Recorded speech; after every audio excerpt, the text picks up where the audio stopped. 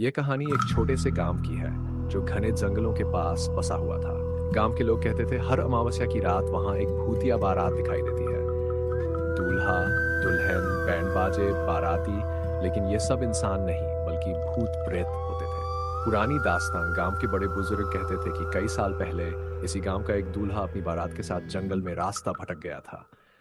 वहां कुछ अज्ञात ताकतों ने उन सब की जान ले ली। तब से उनकी आत्माएं हर अमावस्या की रात उसी घटना को दोहराती हैं। अजय की जिज्ञासा। गांव का एक निडर युवक इन बातों को महज अंधविश्वास मानता था।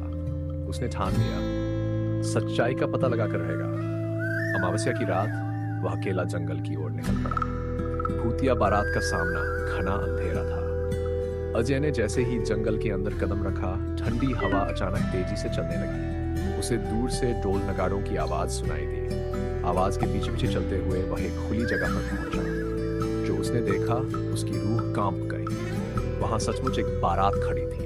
दूल्हा घोड़ी पर बैठा था। उसका चेहरा सफेद और डरावना। बाराती हवा में तैर रहे थे।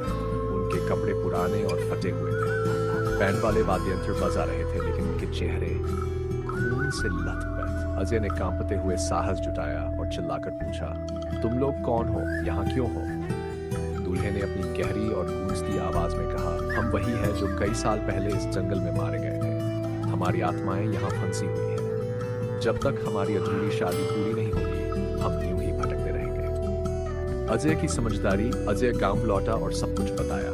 गांव के पुजारी ने यजीन और पूजा का आयोजन किया। अगले अमावस्या पर पूरा गांव इकट्ठा हुआ। एक विशेष पूजा के बाद दूल्हा और बारातियों की आत्माएं शांत हो गईं।